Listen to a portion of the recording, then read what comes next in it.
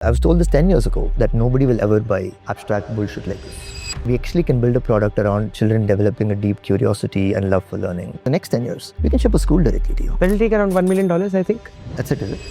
I got a compliment from one of the students that, hey, today was the first time I felt I learned something in this class. The children who are learning with you can feel like they've learned. So all stakeholders can be happy and no learning can occur. But the human brain likes examples a lot and then loves to abstract it by itself. Talk to users and build product, and anything else you do is usually probably a waste of time at the early stage. My love for physics will die if I'm here anymore. I'm going to leave. I actually think that edutainment creates mostly an illusion of learning. It's a replacement to schools. IIT Madras was near my house. I thought that, hey, good intelligent students would come there, and 3 years I spent there in the dance troupe and dancing for about 40 hours a week. ChatGPT launched 4.2. The next day, Duolingo lost $340 million in market cap. As a customer, I feel they always build exactly what I wanted. One of the reasons my initial videos I think suck are because they know that the kind of skills like say working with people or handling emotions or technical skills like working with computers, well, all of that. It's okay if you get done with 80% of the projects, but most of them will require you to work with people, manage your emotions, think, solve problems creatively and collaboratively. So how do you actually hook the child? I think the first idea is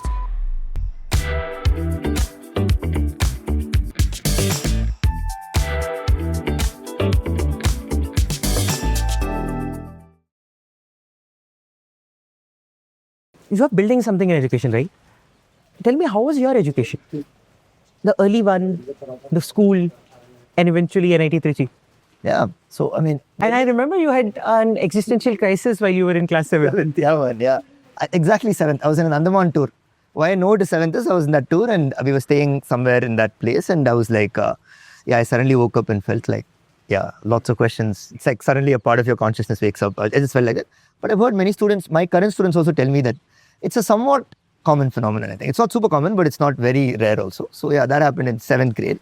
So if I had to break it, early, I would say one of the highlight experiences in early education was I went to Bihar for 1 year for my first standard. Okay, my dad was transferred and I did LKG, UKG in Chennai. But I went to Bihar for first standard. And I'll never forget the first two, they expected a lot. And then here in LKG, UKG, I didn't even know to write or read. I remember going to class and the first dictation, it's an exam. My mom thought, hey, are you cool, right? I said, I'm cool. That's how it was in LKG, UKG. Are you cool? I'm cool. So then I went and I wrote I thought there's an exam, and there was a dictation and they tell the word. And I remember the first 2 words was like, Khargosh. And I was like, ha ha ha ha. I don't know, what am I supposed to do? I have no idea. And then like, Kabutar. I was like everyone's like writing. No idea. Something blurry happened after that. The next thing I know is that the results were out and everyone was saying, Ande. I asked my mom, what does that mean? She was like, no, my God, it's okay. I was a tiny first standard child. And then I remember writing a lot of like practicing. So I felt like I prepared a lot in my first grade. That's at least my memory.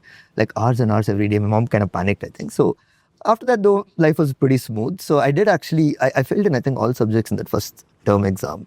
And that's why the Ande. But yeah, surprisingly, I think my mom, credit to my mom, I think second term, I think I got some 3rd rank. This is first standard, okay, very big deals, any 3rd rank. So they made me stand in front and say, this is how you should be, see how hard you worked. So that stands out to me in like primary education, because I was like very surprised by how much effort I put then, because even in JEE, I was looking back at my first standard and that felt more intense because I had to learn Hindi and so many other things. Yeah, I scored decently because I thought people are happy if you score marks. So my marks would be 2nd rank, some 13th, 14th rank, 2nd rank, like, so it wouldn't be easy to figure out, is he a good student or, it was not intentional. It's like I'll get some 13, 14 and then I'll look, okay, everybody seems to be unhappy. At that age, I'm like, okay, fine. I'll do it again. So I thought if it matters, I'll do. So I think by then, I started playing volleyball very seriously. So if you ask me, actually, my bigger part of my life from 7th or 6th will be volleyball. I was never an athlete. I joined for a random reason, but got bit by it. And by horrible at athletics, from there to like I played for under 17 Chennai team in 10th standard. Huge deal for me because I know it was only hard work. At least in academics, I always used to feel that there is some edge. My dad used to say, you're very smart. At least I was told, whether it's good or bad, I was told that. But athletics, I was 100% sure that it's hard work. I used to show up like 1 hour earlier than everybody because I was actually, I couldn't make it to the top 6 once and I felt really bad about that. It was 8th or something. I thought, hey, let me actually put effort to it. So entire summer I would show up earlier. That's one summer vacation. Summer camp was like a good game changer. From like not being able to make it to the team, I could make it to become captain. Felt very good. So most of till 10th was like that. Last few months only I realized there's something called board exam. People started switching to a different school. I was like, hey, where are you all going? They're like, hey, we're changing school. Like, why? They're like, hey, that's where you get all these good colleges. I'm like, what college? You're only in 10th now. They're like, no. They had their life set. They written some exam called NTSC. I'm like, what is that? They're like, it's called National Talent Search Exam. I'm like, why are you writing it now? I actually thought 11th and 12th is when I can chill. I thought 11th I can chill. That was my mind frame. It's like board exam ke liye, I'll study for 2 months. 11th I'll chill. Then they like explaining to me there's this college is called IITs, NIT. So I was like, okay, damn, there's a lot happening. At the same time, I went to a selection of volleyball, and I was in a camp, Chennai camp. 3 hours travel in the morning, 3 hours travel in the evening, school in between. Board exam was actually some few months away. Suddenly I had a revelation that I should probably stop playing. Like the camp was done. The friends who were my height, I was this height in 8th standard, okay. And then I never grew. Those friends were like there and like, hi, I'm from the Salem team. I'm like, damn, it's like, okay, it's not going to be. So I went back, told my dad, I want to change school. My dad was like, dude, what do you want me to do now? Then they told me second term marks matters. Things like that. So all those were new. So point being that volleyball was my entire like kind of focus. And suddenly in 10th, I had to switch. And I tried to do whatever I could. I tried to score at it. Okay, I didn't score very well in my second term because I was too early. Like once I learned it, because they said that's how they give these other schools. But I did switch schools finally, mainly to like kind of focus away from volleyball this seriously, because I couldn't do that if I'm in the same school, because same coach was captain of the team hard. So when 11th and 12th was actually one of my happiest times, because I had a lot of time freed up because I was playing so much volleyball. So I could spend it all in studying and learning. And I actually did not know anything about the JEE syllabus for the longest time. I just learned physics. I would sit with problems which need calculus, but I didn't know that. So I tried to solve them, and I would never get the answer. And eventually, when I learned calculus, for me, the question never came, why is this there? Why are we learning I know exactly the problem in Irido that I could never solve. Broke my head 20 times. I'm like, how am I supposed to find the minimum value of this? Everything else I have. So for me, it felt very organic, very inefficient method of studying in one way you think about it. So I only studied physics. I was just chilling, 11th standard. I would play football. Football was more popular in my new school, so I'd play that. And I would study, and I loved the physics I was learning. And I treated JEE like an excuse to just, hey, now if I learn this, I also feel useful. So I was just doing that. By end of 12th, I felt, okay, I can make it a bit more focused, because I learned that JEE has a syllabus. It's not like you can learn whatever you want. So I got like some material and started like kind of constraining it for 1 year.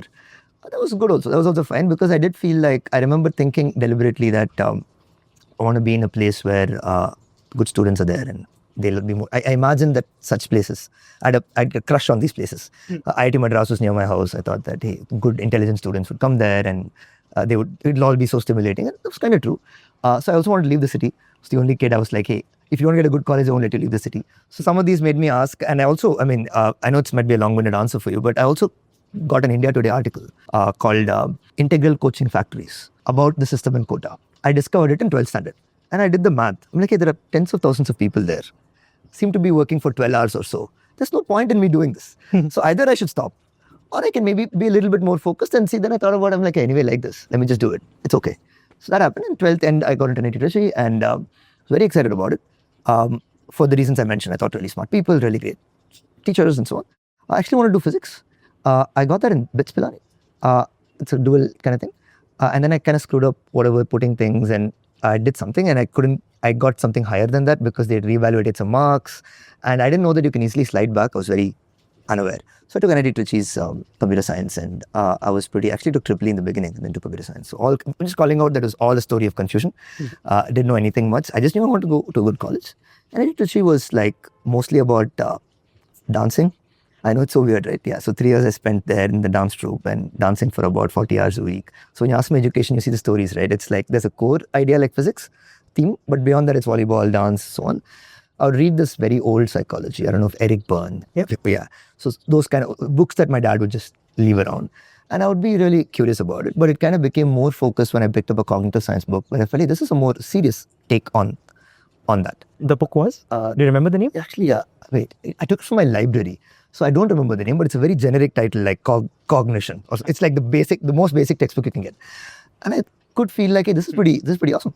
And I started having some ideas about, hey, some of these could be applied to learning right now. And college gives you a chance to observe how absurd some things are. Actually, walked out of my physics class in first year. I heard it's not a normal thing to do. I thought it's very normal. So it's a quantum mechanics class, electron in a well. I tried to learn it from 9th standard or so.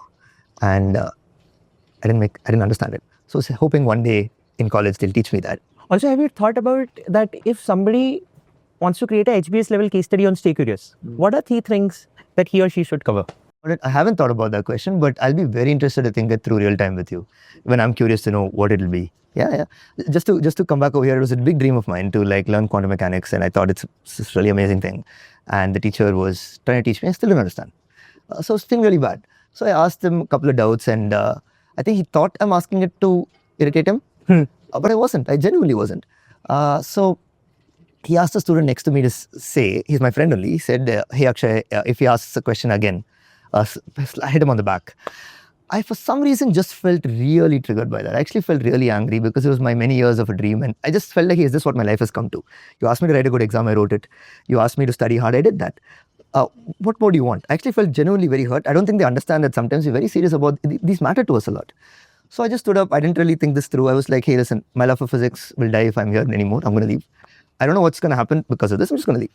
I honestly wasn't one of those students who thought through, hey, if he gives me a grade, I'll get a GPA. With the GPA, I'll get a job. I had no visibility. Not that I was very mature. I didn't have all that visibility, so I was left. In fact, I remember one of my friends came out and told me, Aanand, in my dream, if I get a dream, in that dream also I won't do what you do. I was like, why?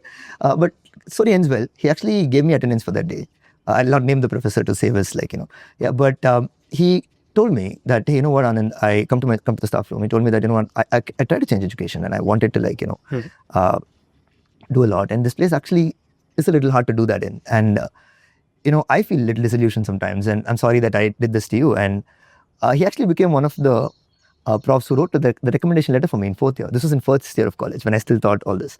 So the story ends well. But so 1st year was still me understanding. So I was old enough after 12th to not want to put up with things. But I was also young enough that I couldn't do much about it. Till 12th, I was like, whatever, dude. It's like I'll study for JEE, board exam or something. I thought some reason after 12th, I wouldn't have to do that. It was an expectation I had that, hey, this learning I understand what to do for marks, I'll do it. But I'm done. I'm 18, I thought I'm done. So I had to take some hard decisions like, okay, should I continue doing that? Because I can probably do it. If you can get 95, I've got 95% in board exams, 94.5. I know how to do it. Should I do it again? Felt very bad. Felt like extracurriculars were completely gone. Like I love to play volleyball. I wanted to focus on some of those. I wanted to so I thought I'll take a call. And I said that, okay, I actually wrote this down literally in 2nd year. I'm never going to do anything for at least next many years for it to go on my resume. Just not going to do it and see let's see what happens. Let's do an experiment. Because I was noticing that when these things happen, if you're smart and good academically, your brain goes to what's the next exam I can write to prove to the others that I'm smart again. Like, hey, how many times do I want to do that? Partly, I wouldn't lie. JEE also made me feel you might think you're smart and motivated, but it's a way for you to kind of ground it, right? Show that. You can ground it. You can put some concrete number to it, like an AIR rank. And I think part of me wanted a good college with good people to learn from. Part of me also wanted to check, hey, this whole slight imposter syndrome, right? Hey, can you actually get the motivation to stick to it and do it? But I was like, hey, how many times? You can keep doing this. Then I realized you can keep doing this. Next exam, what is the next exam I can take to prove again? So I thought, let's not do that. I was like, let's figure out what would that lead to. So that was one thing. And I'll not do anything to go on a resume. And if I'm catching myself going in that direction, let me stop the 2nd year or so, because I think they're still in the JEE hangover. People still talk about their JEE rank in 1st year of college. By 2nd year, it all fades away. We all realize this.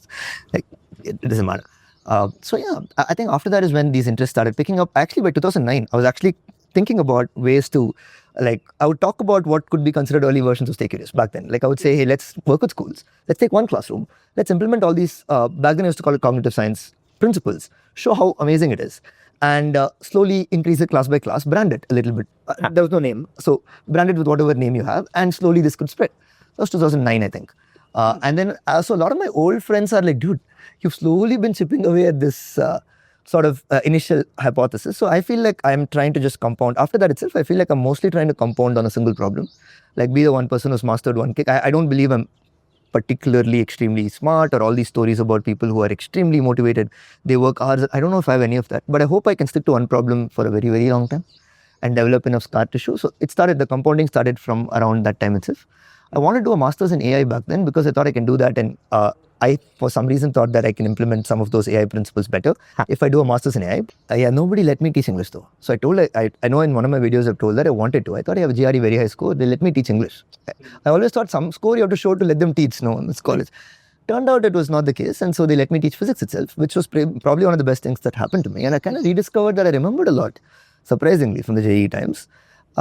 If you studied for conceptual depth, And you may not have gotten very good at clearing some of the multiple choice questions, but you'll be good at it. You won't be bad. But the depth comes back to you. So I learned some of the details. So I taught physics first, not even English. Yeah. Were there any instances that happened inside the classroom?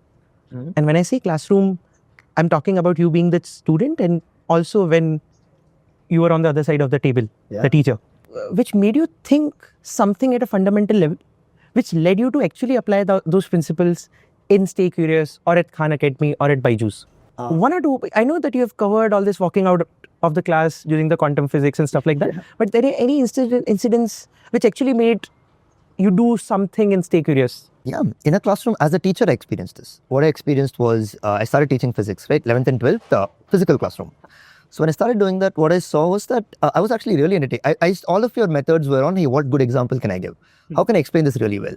So I did that for the first few months. Students loved it. I felt all the stakeholders were happy. Students were happy. Company is very happy. I'm very happy. I'm a great teacher. I've just started. Hey, I'm that passionate young teacher, 22. So 23 I was. About 3 months later, Newton's laws, the later part started coming up.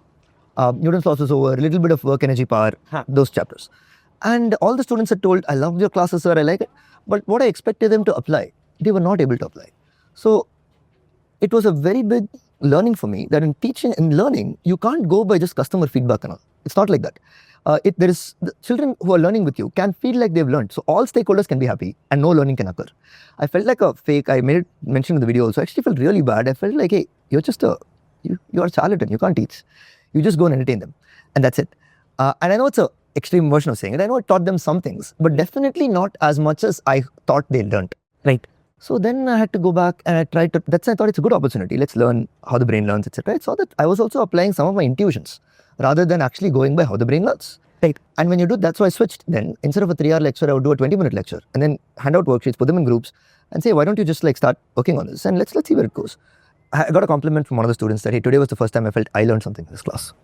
Till now I thought, you're a good teacher. But today I felt I'm a great learner. That was a big moment for me. I felt like I have an instinct. I'm applying it. It's actually showing results. And the other senior teachers are not doing this. So I'm in a field where so-called experts are not applying it. So they seem to be in a rut. I can guarantee learning outcome is not happening because if I'm outsider, I can tell teaching should improve. They'll be like, are you a teacher? I'm saying, I'm a teacher. I taught. I can see it's happening. And I'm able to see that insights from learning science, etc., when applied, actually show results, both short-term and long-term. Then I thought, hey, then engineering this can be a very interesting problem. Using tech, online, offline, you can do multiple things, but just doing that was a big moment for me that gave me confidence that we're on the right path when it comes to re-engineering the classroom. It's not some outsider opinion. Yeah. I wanted to touch the AI aspect later. Yeah. But you mentioned that you wanted to go for your master's in AI. And you were a programmer, right? And then you also teach. You were a programmer for some time in Wipro. So yeah, it'll be a joke to call it that. I hardly did any programming there. I was supposed to be a star profile, which meant I actually don't know what that exactly meant. But we were supposed to understand the business, maybe grow into leadership roles. But initially, anyway, what happened was I was put to an account. That account lost the business immediately. So I'm 1 month old into the account. So not much to do. So very, very routine jobs. They told me do this. I was like, I can automate this as a script. They're like, then what will we do? So not too much into programming as much as I wish. I loved it. I love computer science. I loved algorithms and data structures and so on, but I didn't really get a chance to do too much. Do you think, and this question might be dumb, please forgive me for that, but programming is like teaching a computer and computer is a dumb machine. Yeah. And you also teach computer science to young kids. Yeah. Can you help me understand on the fundamental level, what's the difference between teaching something to a computer and teaching something to a kid? And then I want to go to the thought to understand, the big elephant in the room, which is AI, right? And when ChatGPT launched 4.0, the next day, Duolingo lost $340 million in market cap. Yeah. And I want to do something on the intersection. I'm just worried that I don't end up building something which is just like a wrapper to ChatGPT. And within one update, the entire company is gone. I may have strong opinions here. Nice. We should talk about it. Yeah. Yep. So I want to understand the difference between teaching a kid versus teaching a computer. And the understanding here, the goal is to understand what AI can do and what AI can't. I don't know if when we're programming, are we trying to teach a computer or are we trying to gain something out of it, make him do the task? Yeah, basically break down a task clearly enough that can be executed by that is what I usually feel. So it's more analogous to writing, in my opinion. Good programming, with the little understanding that I have, I'll code again. I like writing a lot, so I could see a lot of parallels between programming and writing rather than programming and teaching. Because a program forces you, so writing forces you to think more precisely than just talking. Programming forces you to think even more precisely than just English writing, right? So that way I feel like it forces you to break down tasks into its tiniest components because of the way the computer is organized and the way languages are written, which is going to change now. Looks like one of my friends who's like he's an amazing programmer. He's called Prasanna. He's co-founder of Rippling. He tells me that, hey, it's highly likely that, I'll believe him, that you don't need maybe to program that much. You can use English and that might program, but you might still have to know the details. Teaching a child, on the other hand, so you're trying to cost learning, which is basically a change in their long-term potentiation pattern of their brain, which is not what you're hoping to do here. For which you have to understand how students are motivated, how they perceive their climate around them, and in what order the human brain prefers information. So for example, I would like to speak very abstract idea first, then give examples, but the human brain likes examples a lot and then loves to abstract it by itself. I didn't know this. One of the reasons my initial videos I think suck are because I would give the abstract idea. I would give it in the order it occurs to my brain, but it's not the best order to present it to students. So these hardly matter for a program. So I think when you're teaching children, I think knowing the child's brain and the goal itself, that the child will now be able to independently apply it to different contexts, is important. If you're trying to go for a transfer goal, for which you have to do like surface level variety, you have to show them in different contexts the same idea, and then the brain is able to apply it. So things like these matter a lot, whether you're teaching them computer science or anything. So if you're teaching them, say, computer science, like coding to children, you want to show them that, hey, you know what, it can be applied to create art, can be applied to create this science concept, kind of visualize it, or it can be used to build like a food delivery app. So if you don't do this, experts assume that, hey, I showed the context, the application should be obvious. It actually doesn't work that way. The brain finds it very hard. So these kind of nuances end up much more being relevant to children. And for a computer, it's like, hey, can you write precisely and break down the task as precisely? Can you think precisely about it? With children, you're giving them feedback on how to think precisely. And can you think computationally? Can you break this down algorithmically? That's what you're thinking. I want to go deeper on this. Is there any difference between tricking someone to eat broccoli covered chocolate versus nudging them to be deliberate? So you can do that by showing them how authentic some tasks of learning are, showing them where they apply. You can actually trust them, take them more seriously than like treat them like some automatons. You can do that. Give them ample time to kind of grasp the material that they need to, if you can afford it. That's traditional systems, it's hard to make it happen, but you provide that ample kind of time and ongoing feedback as they're doing that. And then give them a supportive tribe where they feel like, if I do fall now, I have a tribe to support me. Children intuitively understand that learning a thing and being able to do it is going to be a somewhat hard path. Let's say you can't do skateboarding today. You want to do it in 6 months, you probably expect it to be kind of challenging, right? So they're aware of that. They're only curious to know how are we going to support them in it, how are we going to show them applications of it. So you don't need to, when you say nudge them, I would say do not nudge them with rewards and punishments. Do not nudge them with trivial covering of like, you know how exciting it is, show them some explosion of chemistry thing and then teach something. If it's not well connected, it has to be very well connected, the explosion and what's coming after. If that connection is loose, cognitive science says that they actually lose interest. They're like, cool, like boom. And then what? Equations. And then they're like, you just did that to get me to pay attention for the next 5 minutes. Imagine that you are meet the education minister of country. Tell me, what are 2 or 3 things that you will do at the macro level, and 2 or 3 things at the institutional level, and 2 or 3 things at the core students learning method? Awesome question. So I'll not bore this video or who was watching with a lot of caveats around, see, I don't know too much about the policy layer, etc. I'll just say what I'll do, and let's see where it goes. So if I were to redesign a city today, I would redesign the city such that there are multiple small pods, like say a cult center in various locations where children tend to do what looks a lot more like going to an office. Now, why is this? What's the main problem? We'll just call out the problem for a moment. The professions have changed sufficiently in the last many decades, and the skills needed to succeed in them have changed drastically. Enough parents in the workforce are able to observe that, right? Hey, I can see the jobs I hire for. I know that the current K-12 system is not actually giving that. And they know that the kind of skills like, say, working with people or handling emotions or technical skills like working with computers, well, all of that, they're not adapting fast enough. So, and we also know in the last few decades that the methods you can use to implement something like project-based learning have improved a lot. So whether it's AI, whether it's like just coded feedback, we'll come to that. But it's not like we didn't know, like you said, the education system We didn't discover it doesn't work like last decade or something. It's not been working for a while. But what's interesting, if I'm the education minister, is say, what can we do about it? And now that we know, hey, we can implement project-based learning much more efficiently. We can say have a coached conversation with AI to reflect on the project. We've always known that reflecting on a project that they built deeply causes learning to be better. But how do we do it today? At the end of the term exam, we might say, hey, write like a small paragraph. Instead of doing that, what I would do is that kind of change the game. I wouldn't try to reform the current system, because I tried it. And I personally feel that a lot of teaching staff and a lot of them have come in with an expectation. This expectation is whichever board you go to, whether it's IB, IGCSE, wherever it is. It's one teacher in front of a board, 30 students, most of the time looking at the teacher, sometimes doing something. Every few months, you get an exam with a grade or a mark, and in between you get worksheets. Right? Let's look at that. And what I would do is ask, hey, if I have to change this, let's redesign a city. We'll see how we can get there. Have multiple places like this, like pods which can host like maybe 16 kids, 32 kids, that's enough. They'll mostly work on projects. And there is evidence that authentic real-world projects cost learning much better. You now have a combination of human and AI to reduce the cost of giving ongoing feedback on that project. That's the real reason why project-based learning is expensive. Because ongoing constructive feedback to projects is hard to do. Giving a grade once every term itself is hard right now in the model. So you can use a combination of human and AI to actually provide more ongoing feedback and change the role of the teacher to have more, rebrand the profession, have like a learning coach or a facilitator come and like handle these pods, centralize a lot of the projects, etc.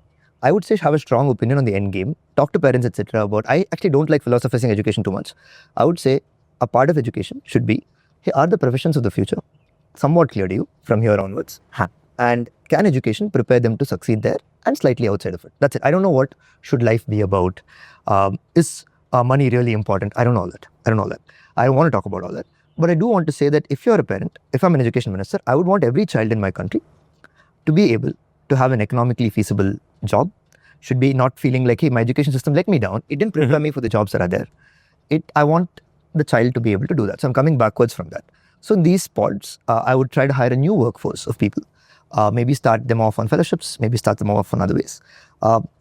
Change the game to be mostly project-based, like I said. We do an agile sprint. I'll recommend the same. Like do an agile sprint every couple of weeks, build a project. It's okay if you get done with 80% of the projects, but most of them will require you to work with people.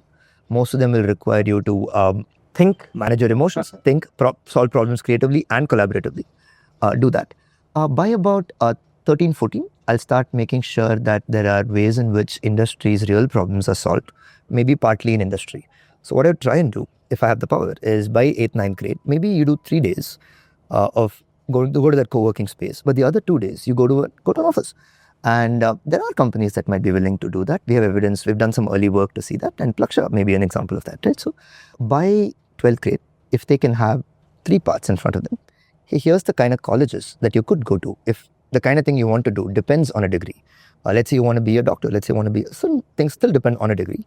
And if you don't have that, maybe you don't have to get a degree. You have these employers that kind of know you have a relationship with. You could start working with them right now. Or if you want to take an entrepreneurial path, here are some boot camps and then get an investment. So we can line them up for those 3, come backwards from that. Start little and slowly over time. I would imagine a city which has multiple of these pods. Like I'm using Cult Fitness Center as an example, like a ubiquitous but tiny space that looks fundamentally, it today looks a little similar to traditional gyms, so I'll not say that, but looks more like a co-working space for children and less like that. And then we need only 4 hours or so of their time, I think. So free up some more time of theirs to do more clubs and extracurriculars if they want to, but really equalize the chance to. So today what happens is the more privileged you are, the more you can get your child these opportunities. You can actually get an internship with a friend, but not everybody can do that. So if I'm educational minister, I'll try and ask, hey, how can these be democratized more and make this available so that by 12th grade, enough children come out with, in this order, enough practical experience. Second is enough portfolio of projects they built. Third is enough micro credentials that they show that, you know what, I've built these things, I've shipped projects on time, I've worked with people. Fourth is a high school diploma. I do want them to have a high school diploma. And this order is not mine. It's World Economic Forum's data on what Indian employers are looking for. No, not should, are already doing. They're actually well ahead of the world in looking for non-traditional things in students. And the Indian K-12 system is actually behind the West. So it's weird. There's the highest tension in India. The employers are more innovative because I think they have to surf through this. In India, a degree is even less predictive of skills than in the US, I think. I'm just guessing here. and the K-12 is even more behind. So the highest tension is in India. So if I'm the education minister of India, I would treat this as an opportunity to get the maximum divide from, like, maximum ROI from this demographic that we have. And 1 in 6 young people are something like that are Indians. So I would love to do that. That's what I would do. Do you really think you need to become education minister to execute this? I don't think so. How can we do that? I'm trying to do it right away. So I actually I call it a neo school. Yes. Yeah. So that the idea was to call it like something. And my co-founder Shankar came up with the name. The idea was, the main learning at Khan Shankar Academy. was teaching maths at Byju's, if I'm not. Shankar was not teaching. Shankar was the CPO.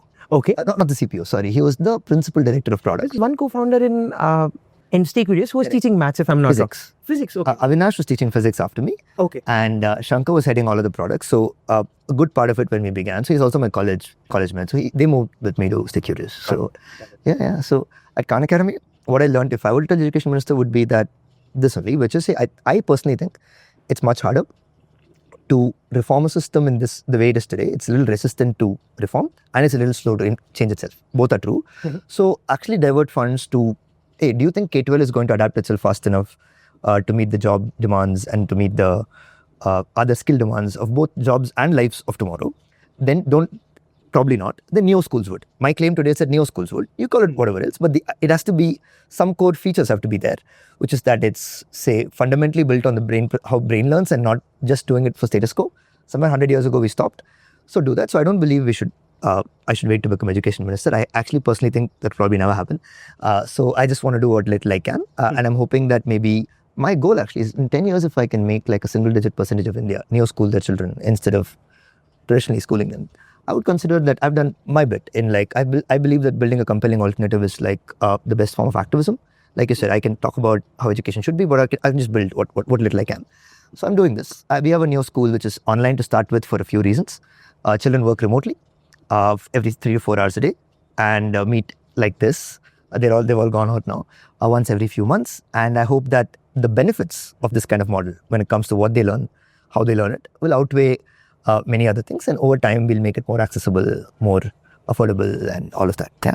I want to understand two things really deeply here about the new schools. Yeah. Number one, it's not an alternative system where you're saying completely attend new school. The students are already attending their schools. They're not. Is it a completely alternative system, or it's ghost end up in? It's a replacement to schools. So these children they don't go to school. They go to us. And what's the age? 8 to 10 is when they can start. So this is the first year, by the way, when we've done this. I was building pieces of this school as an after-school program because I can't launch a full school for my kind of model because we need projects to be built, content to be... I instruct all of the children's core content. So I'm the instructor for it. So our model requires a lot of centralization because I believe that if you were to do this, if you're educational minister, I'll actually ask you a counter question, which is, who will be the teachers who are so skilled to do what you want to do, man? Because we dance around this problem of there aren't enough good teachers. So one of the jobs you have to do is engineering use as much content and tech as possible to reduce or more clearly define, I wouldn't say reduce, actually, I'll change what I said. Clearly define their role. You can't expect them to do 17 things and then blame them. I was a teacher, I know that's what they do. So currently, because of that, I couldn't launch a full school on day one. We needed years to actually build both the content, the product, test our projects. So, but right now it's a replacement. It's not so we got accredited by Cambridge and all. So I saw that. Yeah. And how many parents are open to, send their kids to a school like this and not go through the traditional route? Have your investors asked you the 10 questions? They haven't. They're very sweet. They trust us. That, I would say, is the question we're trying to find the answer for. So my belief is that there are certain skills millennial parents are valuing a lot. So they're having a good job. They're not first generation. They don't know what industry is. They're not like that. They're millennial parents who are able to see, they're in the job force. They're able to see the kind of skills they are hiring for, many of them. Mm-hmm. And they can look back at the K-12 and they're like current K-12, not what they went to. No. And they can see that, it's not helping. But then some of them want to supplement by sending kids to some classes after school, etc. to do it. But a lot of millennial parents are also aware of the pressure it puts on children and also the kind of mental well-being of children being affected by it. So more and more of them are looking for a better school. Now, I think that how much this will depend partly on people like us and you and more people, where we can explain. I think some 70% of the children in the traditional system are unmotivated. 5% or something in that range or lower are strongly considering moving to alternate systems if they're available. But I think a lot more would consider it if there is a compelling, well-built alternative. So you're asking me how many are there? Short answer, I don't know. But I know it's definitely some single digit or less percentage today of the overall. Much, even lesser, 100% sure about that.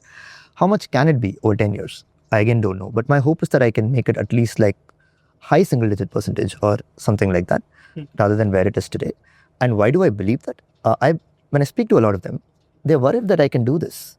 Hey, but someday my child has to go back and stand in the JEE queue or a board exam queue. It's what matters. There's a false, and what I realize is that a lot of the alt schools tend to be very alt. I'm not, right? I come from a very mainstream background. So I'm trying to build a system where, which I think is important from education minister to do that. If you step out, here's the parallel infra all the way till a job. So we have to say till where, right?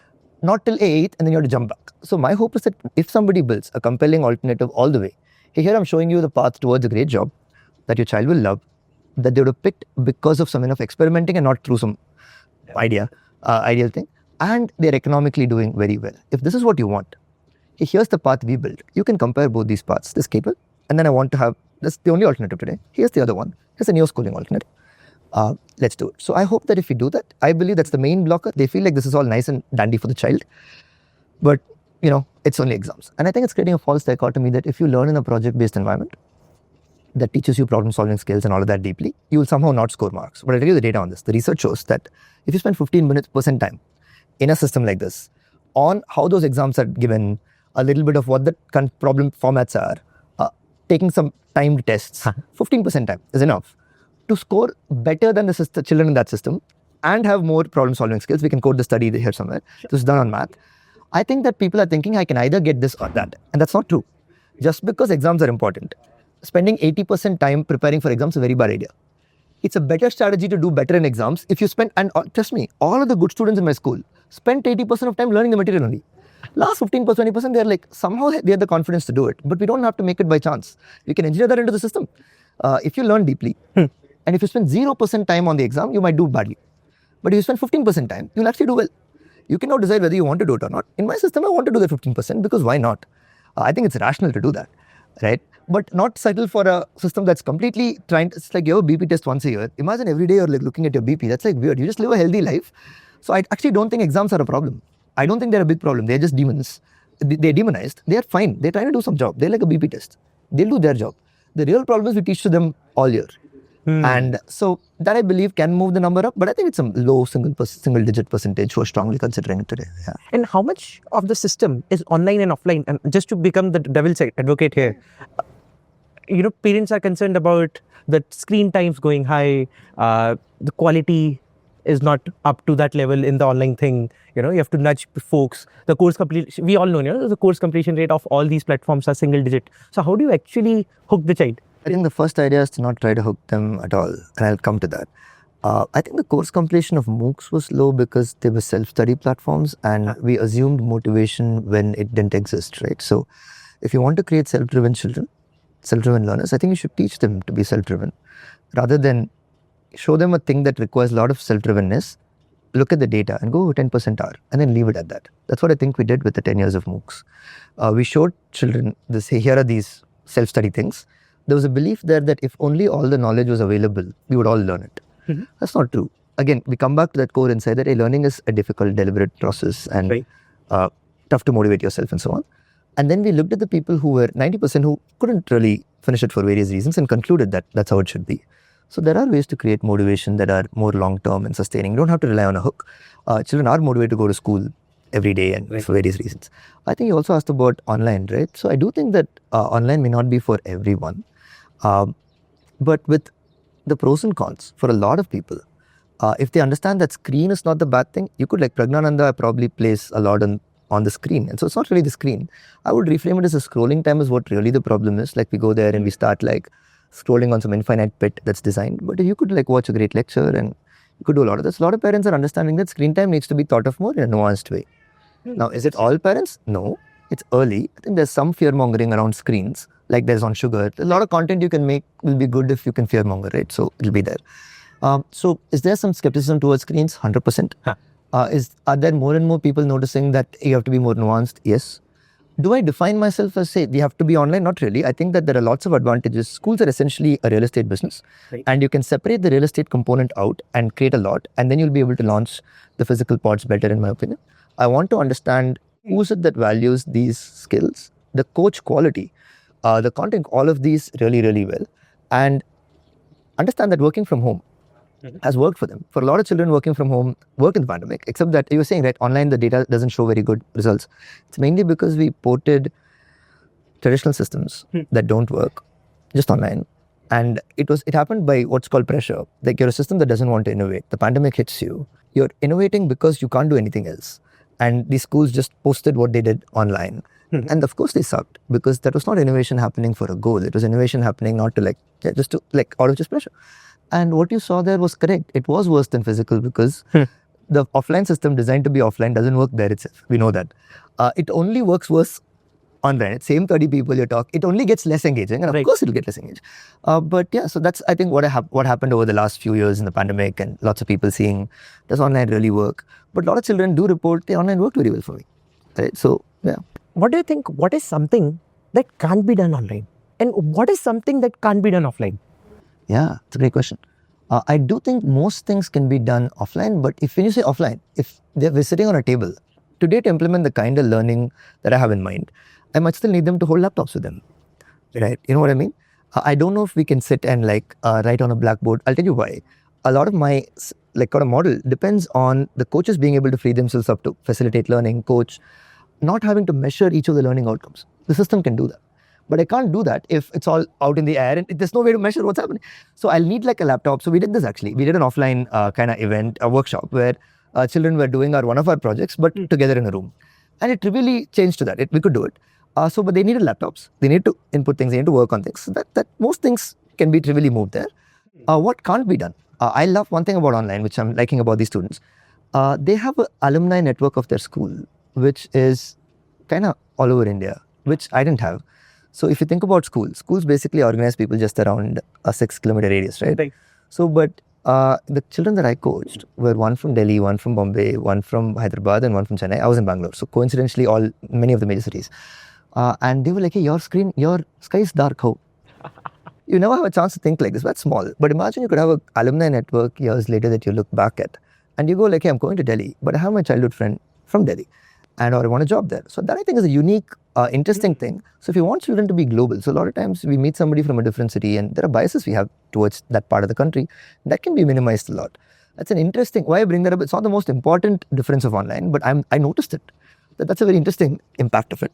I think that there are many jobs we hire school for. We don't have to bundle them up. We can unbundle them and discover what we can do. Wow.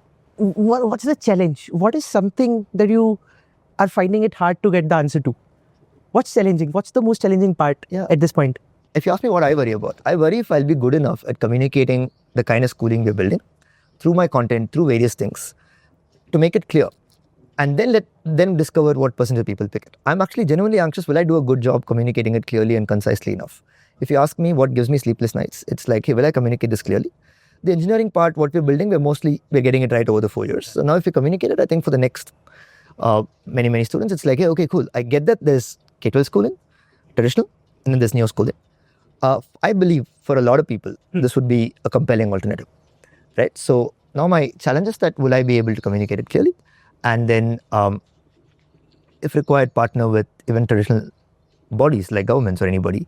I genuinely believe that in some areas that don't have too much access or you want to improve their educational outcomes, start directly with a neo school. You can leapfrog the whole hey, you don't have to give them this and then get there. You can just directly give them that. So I'm hoping that all those happen. If a Harvard professor is reaching out to build a case study on the StayQrious Neo School, what do you think? What will be the highlight of that case study? I think that one of the challenges they would observe about us deeply is, hey, these guys identified the core problem. What is the problem? You won't change education if you don't change the role of the teacher fundamentally. I could summarize one of the ways in which you can understand StayQrious this way. Hey, there's no attempts, you can triple the teacher's salary, nothing would change. Because you put me, give me 50 LPA and then put me in that class. There are 30 children who are all going to want different things. The method I'm supposed to do is some lecture. What can I do? So the architecture needs to change. My role has to have different support. There are so many, my job is defined in a way that I'm kind of set up for failure. You have to set me up for success for my teacher by defining my role more clearly. So I believe that that was, if you ask me, the core thesis of StayQrious is that fundamentally re-engineering the profession that we call a teacher and supporting it with technology where we can, content, etc. where we can, and other humans where we can. So we actually have an assistant coach and all. Will only solve it. You discover how much it costs, and then you can ask, hey, now that a human can drive this car, we can then ask, what should an AI drive this car? I believe we don't even have a car. We have a horse cart that doesn't run. There's no point in automating that horse cart because it doesn't run.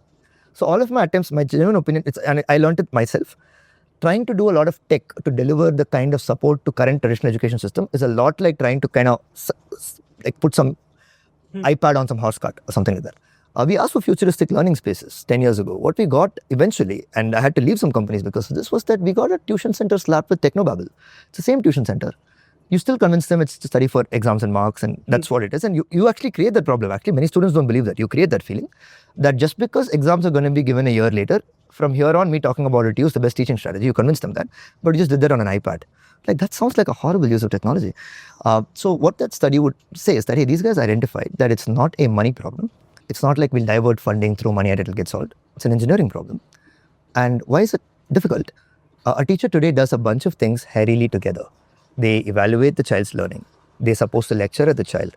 They're supposed to, in theory, provide like personalized feedback. They're supposed to do a lot of admin tasks. And all this in a ratio of like, that's very, very high. But they can't do it. But now what do? These guys took the time and discipline to figure out each of those details well. So what we did is that we defined it into 3 problems called the explanation problem, feedback problem, and motivation problem. So what we believe is that to solve it at scale, you have to solve these 3 problems very well. Children should have a way to get explanations deeply. That's one of the things teachers are supposed to do today. Second is the feedback problem. They have to get ongoing, rich, constructive, personalized feedback, not like rare feedback. Third is, if you do both of these, a computer would be very motivated. You give data and algorithms, it's motivated. But students will not be motivated. So you have to solve the motivation problem. So what they might say is that, hey, in these, there are some common myths. First, for explanation is that you can find enough good teachers in the way it's defined today. I think it's not possible. Second, you can just give scripts to teachers and make them read it. I think it's horrible. So what do? We actually think that the most passionate explainers can make explanatory content, and that can be used. And it's not a bad thing. That's not the main job of a teacher in the room. That's not the job of the human in the room. Explanations are available today. Grant Sanderson can make an amazing linear algebra explanation. Yes. We might have to make it age appropriate, might have to do some work, but good instructors can have a separate role. They decide what is to be taught. They can explain it very well in a way that creates depth, curiosity, all of that. I mean, you watch some of the videos, we put a lot of effort into it. Keep that role separate. Instructor, different person. Then they would say that, hey, to solve feedback though, a common myth is that we can completely remove the human by having, say, an AI system. All the attempts to do that have mostly failed, but I would hold back on it because the recent developments are genuinely mind-blowing. So I don't know. But in the past, it's been a tough thing. So our strategy there has been from the beginning to combine human and AI in a way that is like just the right amount. But to do this, you have to figure out what's the first modality. So they would say these guys discovered that projects, and they kind of rediscovered it. It's very well known. Authentic projects are a very good way to see student work well enough to give them feedback. They're also very motivating, by the way. So we kind of arrived at a trio of solutions, which is that you have these authentic projects, use a combo of human plus AI to provide feedback. And children can now have a coached, on StayQrious, they actually have a coached conversation with Aristotle. They're supposed to convince Aristotle that Newton was right. And the Aristotle is an AI version of Aristotle. You could not have done this before. But even without this, even without the AI revolution, you can have a lot of project-based learning. You can go talk to a 14th century citizen to understand the Mughal era, right? These are possible today. But even without all this, so they got the feedback problem right, and they were willing to create a coach whose job is to facilitate these workshops, do one-on-one coaching, and look at the data that's available to students to provide feedback. That's kind of how it will get solved. But this is where the layer, there's a lot of work we had to figure out. Hey, when to give this feedback, how frequently. So we have checkpoint stations where people do that. So it's basically what I'm trying to call out is that they would understand that there's a lot of detailed engineering in the details to go figure this out. In motivation, what these guys have figured out, they would say is that gamification, let's make learning feel like watching Netflix or something like that, is wrong. And trying to tell them grades and marks are important and we'll reward you with those, or someday you'll get a job, also don't work very well, that we know. But providing these students authentic projects, supportive environment that gives a lot of feedback, And the last piece, which is a tribe that they feel belonging to, can cause learning for the long run. So these guys took the time to know how do you implement this? Create like an 8-member team, create a coach, create an assistant coach, as an instructor make video. So they're willing to go through the grunt work needed to actually do this rather than virtue signal about how education should be. That's probably what they would say, yeah. And do you also think about how scalable this thing is? And do you think we should do things which scale? I like to want to build things that aren't ever only applicable to a small group. I would like it to be applicable to everybody. In the beginning, it's okay to do like Paul Graham says, like do things that don't scale. Do I believe this is scalable? I actually think that there's research on this. Without changing the teacher, without changing the ratio, if you just switch a school from like a regular system to a mastery-based system where people would move forward only after reaching certain levels of mastery, you would get students to perform one standard deviation better, reach learning outcomes. That's measured on a standardized test. But even if you measure in other ways, they would have gotten it. So there is evidence that money, again, I say, so that would be one blocker to this, right? Why could we not do this? We just can't financially approve it.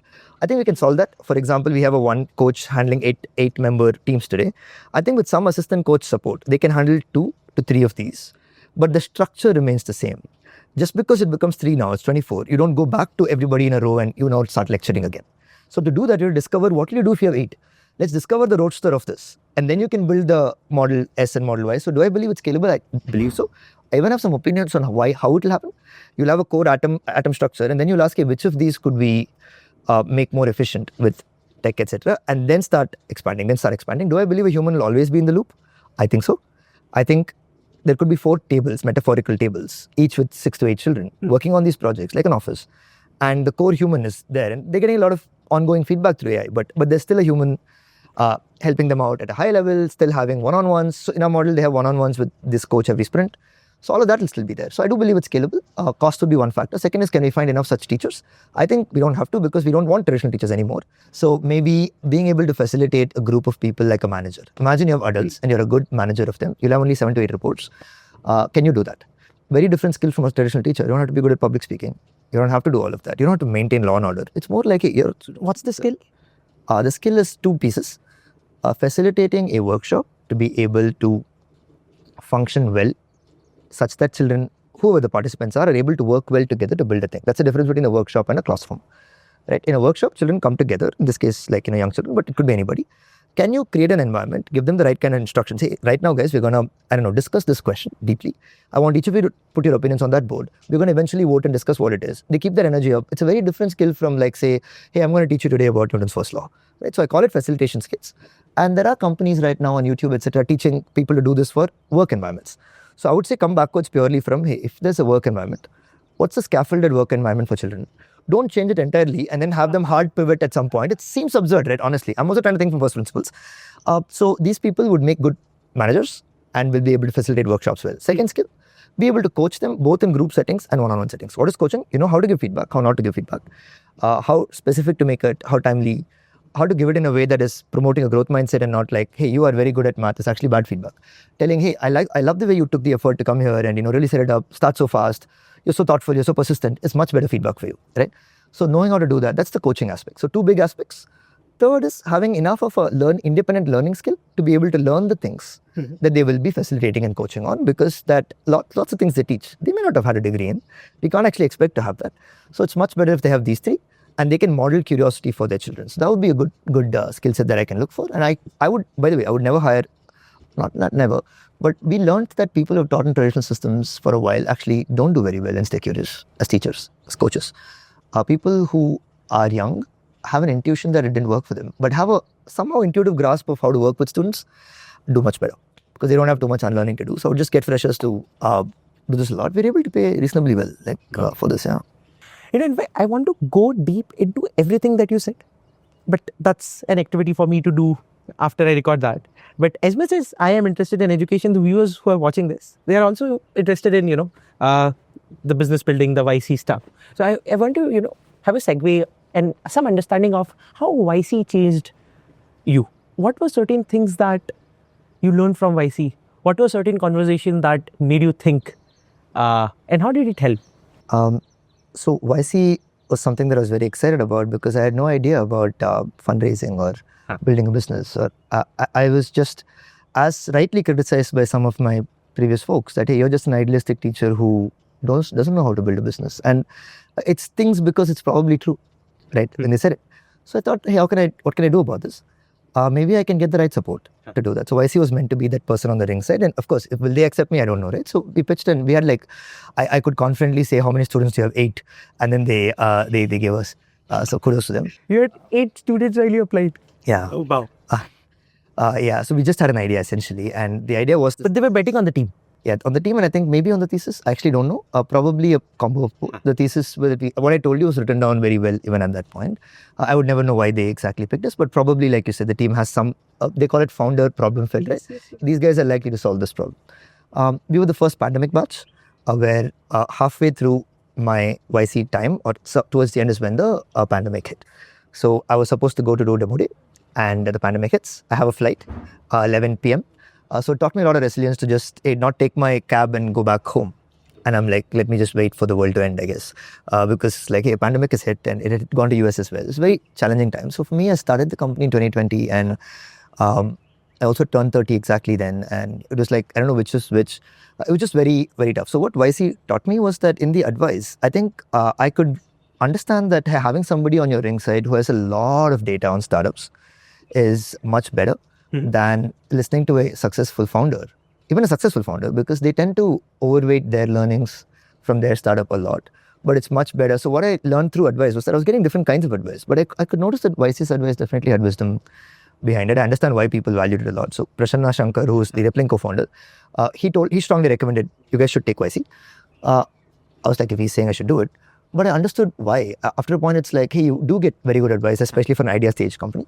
The thing that I valued a lot is that they actually tell you that to not look at the next round as the goal. So after we had raised our seed round, we raised about almost 2 million. We had a target of 1, but we raised 2 million. And they were like, hey, treat this like the last money you will get and build a thing that would actually solve the problem, take us long. Honestly, I thought, no, sounds like, is that, I don't know. So I was very noob back then. So it took me about 2.5 years to understand that advice. let's put it that way, to understand why they said it. And I did understand that they did set expectations well, which I like. They have a graph in their room, which is like this. So they're like, hey, what sees from far is like that.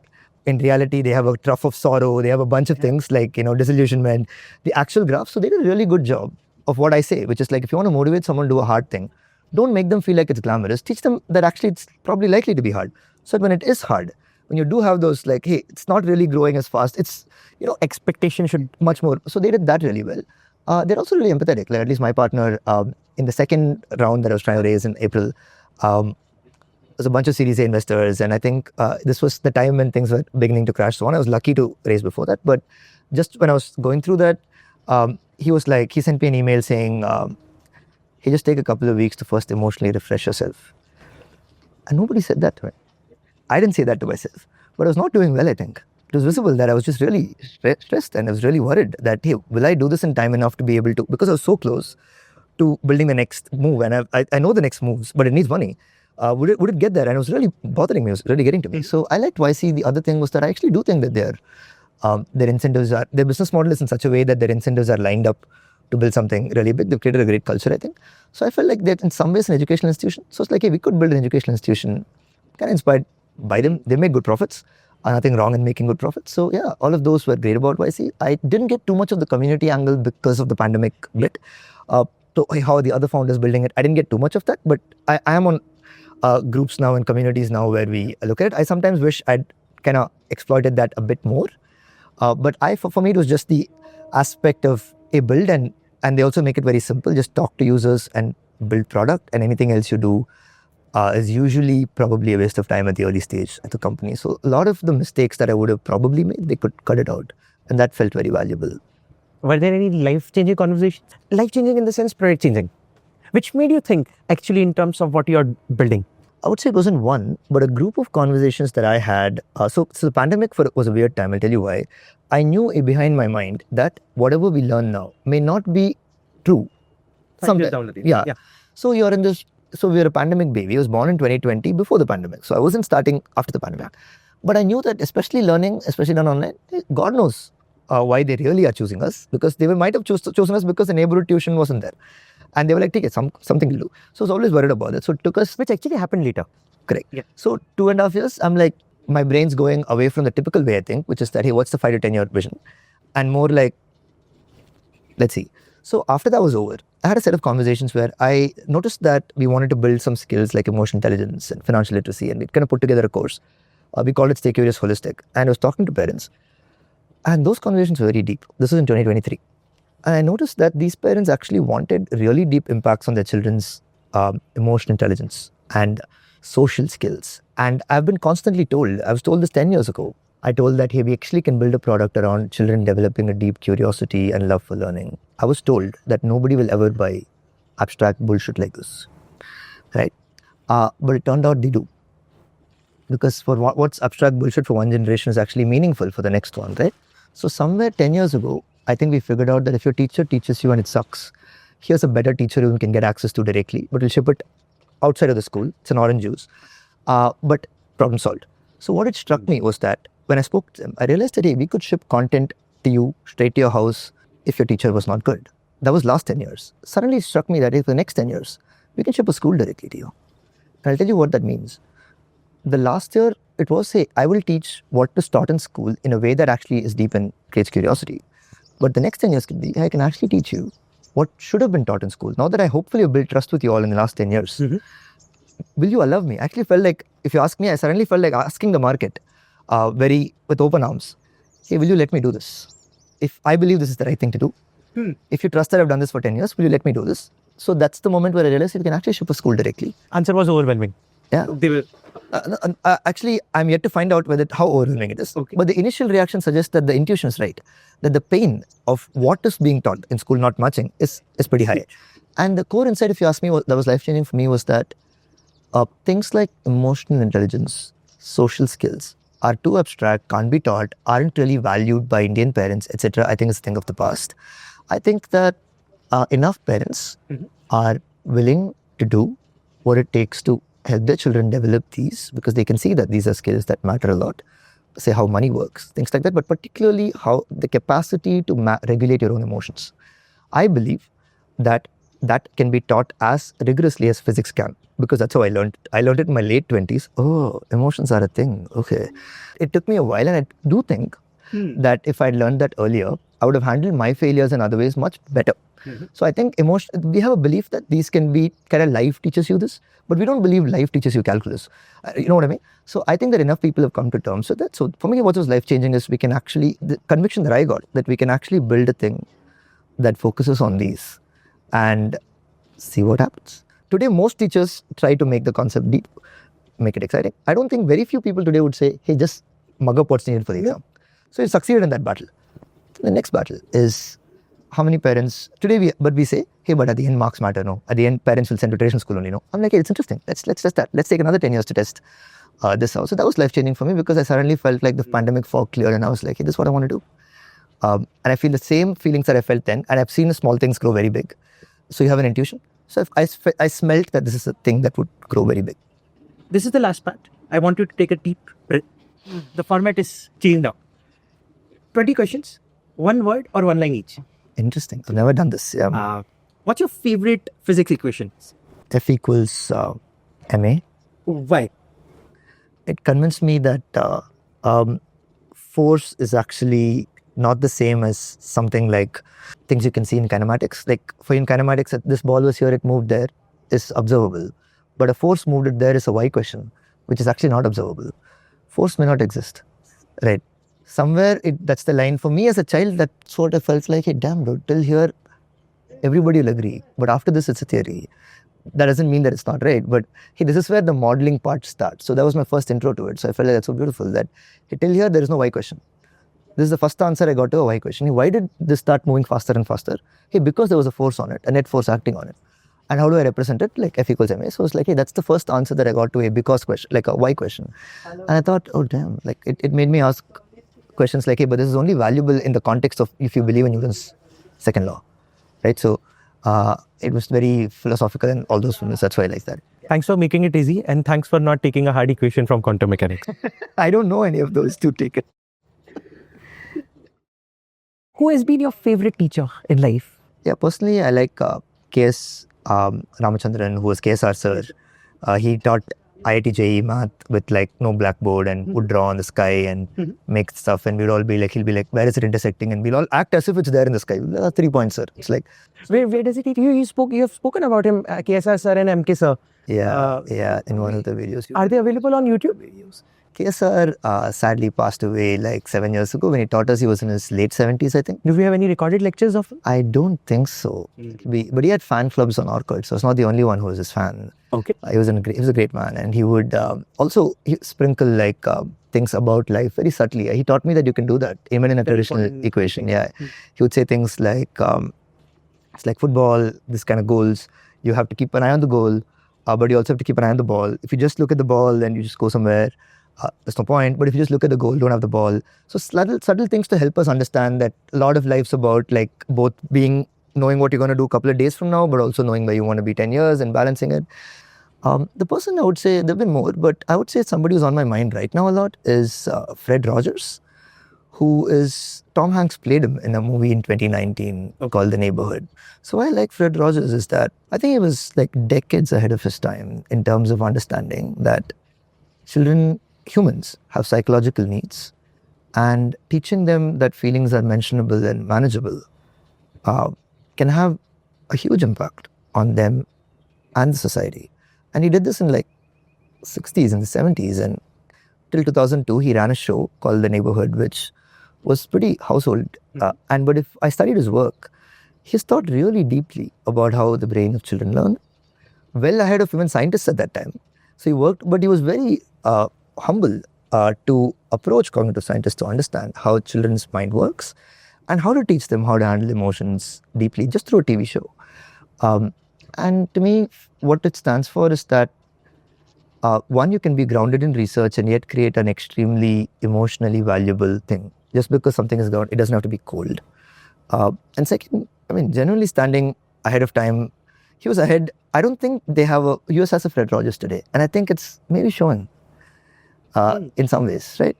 And we've never had one. And I think that's also shown. And I felt like if we could do something for ourselves in the next 10 years, is to give some version of what Fred Rogers would have built now, looking at what's happening. So that's the reason why I think that he is very inspiring as a teacher.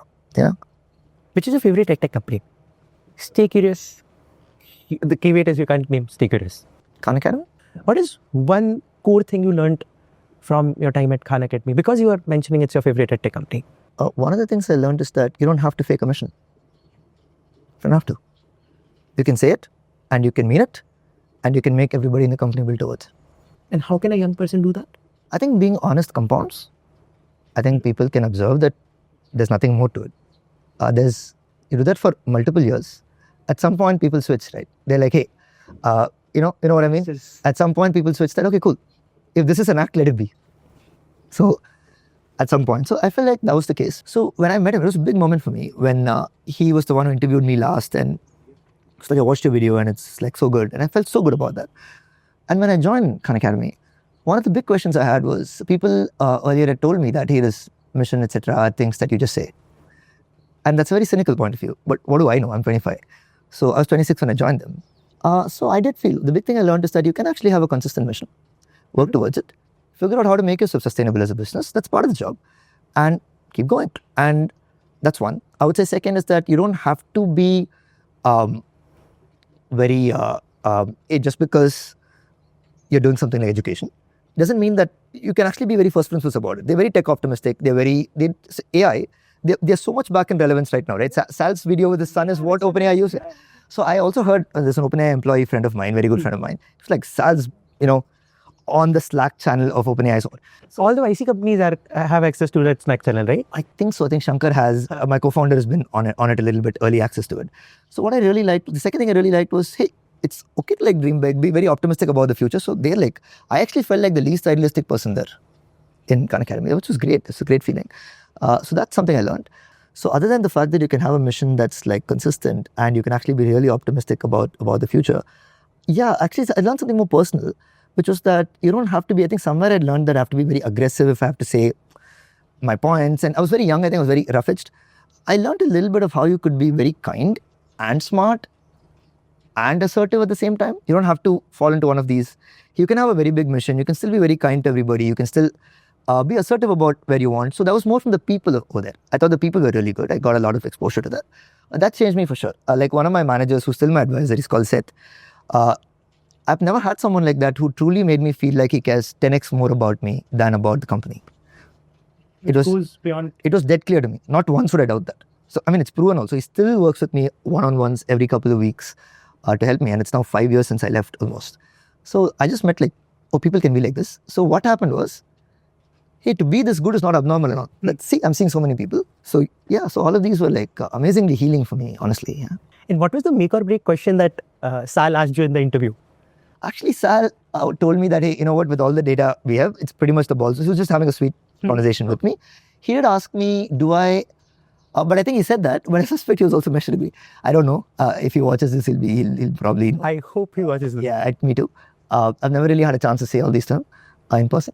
So he did ask me, hey, when you made that video, did you have like a script in front of you? What did you do to prepare? Which video he was talking about? He was talking about, I actually sent them, they asked me a sample, I sent them my first ever video I made. Just like I thought, hey, no animations, nothing, just send them the first ever raw thing I made. This was on light, where I talk about different models of light. And what is light really? We don't really know. No. So the first thing he commented was, hey, it's a very advanced approach to take for like such a topic. I said, yeah, I just decided to take it because why not? And he asked, hey, it's like a really good video. Did you have like a script? Like, did you read off? I said, no, I just have some bullet points, but I'm mostly talking. He's like, yeah, that's what it looked like. He was trying to confirm my process because I think he has a strong belief that you prepare your brain for the topic and then talk rather than scripting it. Yeah, you can do that kind of public speaking. He wrote a book on this. The TED book, I think, quotes him a lot, but that takes like a tremendous amount of effort to get right. So if you're anywhere in between, you're worse off. So mostly it's better to be here, especially for learning context, it's better to be here. When Andrej Karpathy, is it, who's that the AI? He talks about this a lot on, these guys have such good intuitions, man. These guys must be extremely smart, I guess. They have intuitions on topics that we've all learned for so long and they just have. Yes. So he talks about edutainment is completely against learning in some ways. He's like, hey, pick a path. You're either going to create serious learning or you're going to edutain. You can't do both. It's a serious take he has. He has a strong opinion on it. You completely believe to that? I think so. I think edutainment can create the curiosity to do something, but I actually think that edutainment creates mostly an illusion of learning. Got it. It's not harmful, but it's not serious learning. I wouldn't say it's a bad thing that people shouldn't do, but I'm saying we shouldn't mistake it for serious learning. There's a piece. I think that's it. Which is your favorite YC company? See, I like Airbnb a lot, okay? As a customer, I feel they always build exactly what I wanted. So I just like them as a customer. I really wished I could stay at people's places, okay? I really did. And I know Couchsurfing was there before, but they proved to me that sometimes in some things, trust and take, you take money, but you build a trustable experience is better than, I think in some areas of life, I believe in education as well, honestly.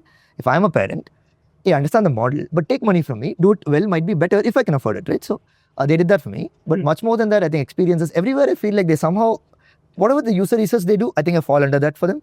I think I'm in their TG, so I just love what they do.